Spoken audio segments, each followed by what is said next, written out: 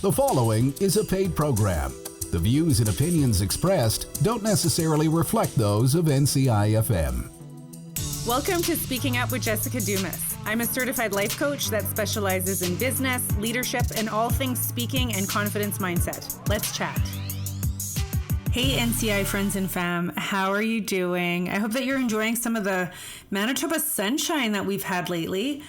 In Winnipeg anyway. I don't know if you're seeing some sunshine outside today, but it's been really sunny and it's really beautiful. And I just want to send you some sunshine vibes from Winnipeg. Hope that you're having a really great day. I hope that you have been enjoying the interviews that I've been able to share over the last little while.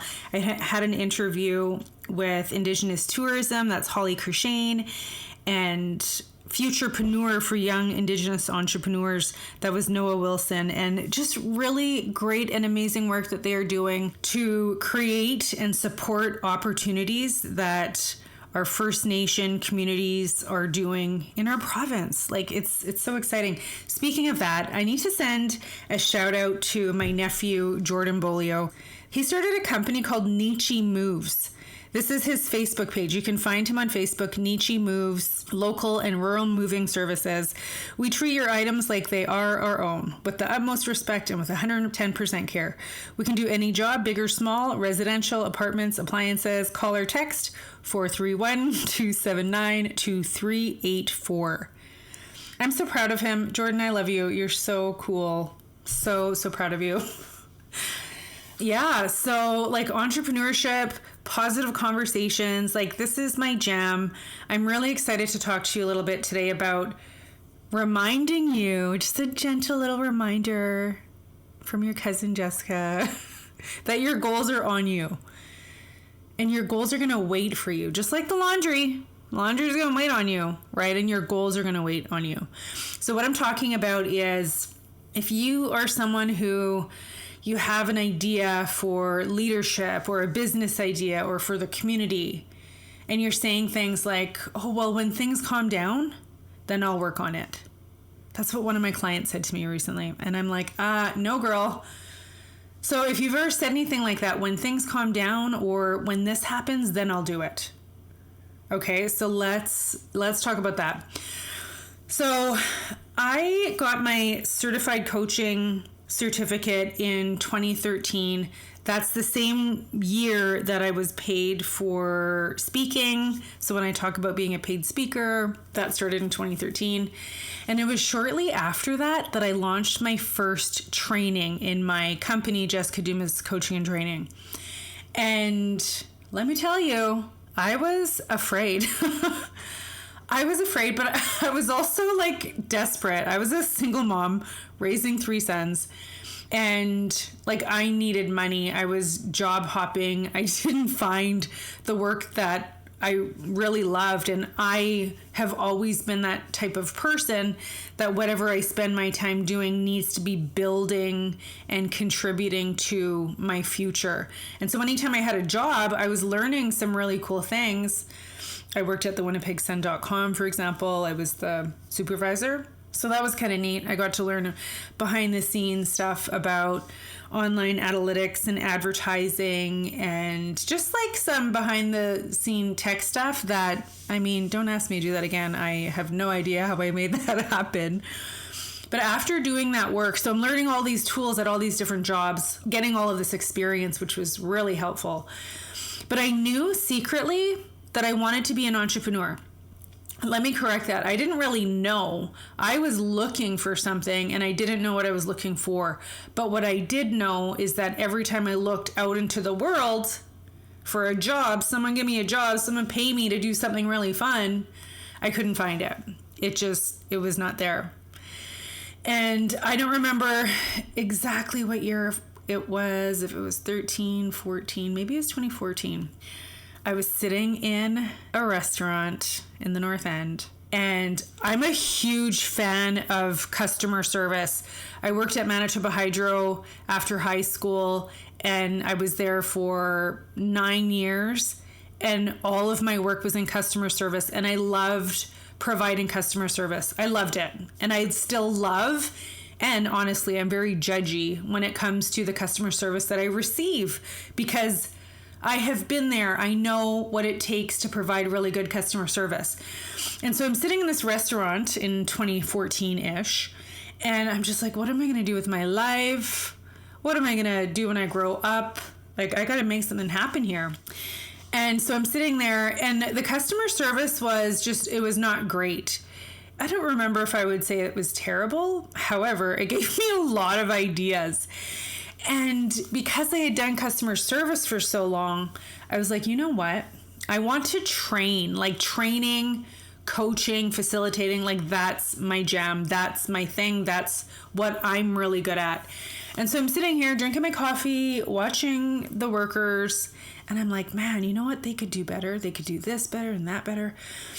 And I knew who the owner was, and so I had an opportunity. We were sitting together. She said hello and came to sit with me for a minute, and I offered her customer service training. I hadn't even put it together yet. It was just this idea that I had that I was like, you know what would be really fun is to show these people customer service. I don't know what the heck I was thinking. I didn't know who the heck I thought I was, but I was really passionate about this. And I thought, you know what? I'm sitting here and I'm like, what am I going to do with my life? What am I going to do when I grow up? I'm going to train. I'm going to train people. I'm going to do customer service training. And so I offered it. She accepted it, which probably also blew my mind. And at the time, I think I charged her like $350 for a session. And we were going to do half-day sessions because there was a whole bunch of staff. So I was going to do like, oh my goodness, I think I did like 10 sessions. It was wild. But you know what? It was my dream. I made my dream come true. And like, it was really exciting. I went home after I had that conversation with her, and she said that she was interested. She said, put something together. Let me know what you got. And I put the training together in a day because I'd been a nerd about this, and I'd been collecting training books. I knew what I wanted to train. And so I was really excited about it. So I did the 10 sessions of the customer service training. And then I was like, you know what? Like, I want to tell other people about this, and I want to keep doing this. And then it was Roseau River First Nation in the gaming center in 2013 that invited me out. And I can't remember, again, I can't remember who I talked to and how I set it up. But this was going to be a group of like 20 people. Maybe it was 25. It was a big room. And it was a full day, and I did it for $1,500. And I was like, I got something. Like, I can do this. And so today, customer service is still one of the trainings that I offer, but my focus is public speaking and facilitation. And customer service is right along in there. So anyway, this is how I started my training business. And, you know, for me, at the time, I shared with you already, I was desperate. I was a single mom. I'm raising 3 kids. I need some money. But I also wanted to do something that was fun. I had a job. I had opportunities to do all kinds of jobs. And the pay was not bad either. And over the years, I've had a lot of offers to come and work at a really good salary with, this is the part that almost got me, because I would have staff, I would have benefits, I would have all of this stuff. But you know what? Like, it wasn't my dream. It wasn't my dream to go and work for someone else. I had this crazy dream that I wanted to be an entrepreneur. I wanted to be a public speaker. And I wasn't going to wait anymore. So I didn't have the benefit of waiting. Although, maybe I'll take that back. I could have stayed at another job. I could have waited until my kids were grown. I could have waited until I had more education. Or I could have waited for, you know, any other thing to decide to start working on my business. But I wanted it so bad. I wanted my own thing so bad. I wanted my own show. Thank you very much, NCI.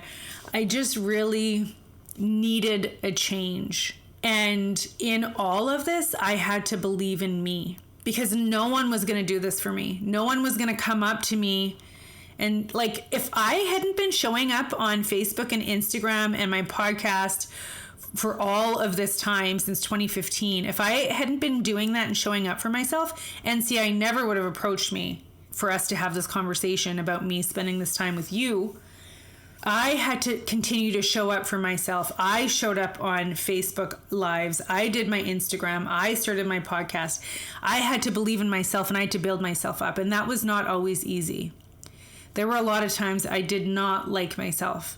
And there were a lot of times that I couldn't talk about these ideas because they were crazy. I thought I was crazy. And so I had to be very picky about who I was going to share my ideas with. And I think in a lot of ways I was also really lucky because I wasn't around a lot of negativity. I think I'd already built myself up to a place where I had a pretty good network of people and friends that I could, tell my crazy ideas to, because I wanted to know, do they think I'm crazy? When I wanted to start selling my coaching on social media, I met with someone and I knew his wife. We were sort of part of the same business networks. And I don't know, after a while, I kind of felt like he just wanted to talk to me for my ideas. And then he would doubt my ideas. When I told him that I was going to start selling my coaching on social media, he said, "Are you sure? Are you sure that's going to work? Are you sure that's the way to go?" And I was pretty upset for a while. And I don't know for how long, it was probably only a day, because I didn't take what he had to say seriously about me. It had nothing to do with me. It was more a reflection of him. But it helped me realize that I'm not going to just tell anyone my ideas. I'm only going to tell people who can help me see the big idea, which again, back to my clients, they tell me the big idea. And then we go through the journey together. I support them. And every once in a while when they're like, "Oh, I don't know if I can do this," I'm like, yes, you can. This is why. And we go through the reasons together. So all of this to share with you that if you have an idea, it's up to you. You have to make it true. And this is for a business idea, a leadership idea, a community idea, a conversation idea. I want to encourage you to stop waiting for the right time. Stop waiting for things to calm down. Stop waiting to lose that weight. Stop waiting to, whatever it might be, have that much money in the bank. Stop waiting for the right time, because the right time doesn't exist. And stop waiting for the right people to come along. This is on you. Your dream is on you. You're the one that's going to make it happen. And then you get to bask in the celebration of enjoying it and living it. You are the right people and you are the right time. And you know what? Your goals are just going to keep waiting there for you. Like I said, just like the laundry. The laundry don't go nowhere. It just stays there. But you know what? I just want to encourage people. I just want to inspire. And I know in order for me to inspire anyone else, I needed to learn how to inspire myself. And I'm so thankful that I did that customer service training. And I'm so much better now. Okay, that was like, what did I say? That was like 2014. That was like 9 or 10 years ago that I did my first training that I put together. And yeah, now I get to do this for a living. So I want that for everyone. I hope that you have a really great day, a really great Thursday. And don't forget to come back next week. Talk to you soon. Thank you so much for your time. Miigwech ekose merci. Get in touch with me on Instagram or my website at jessicadumas.ca.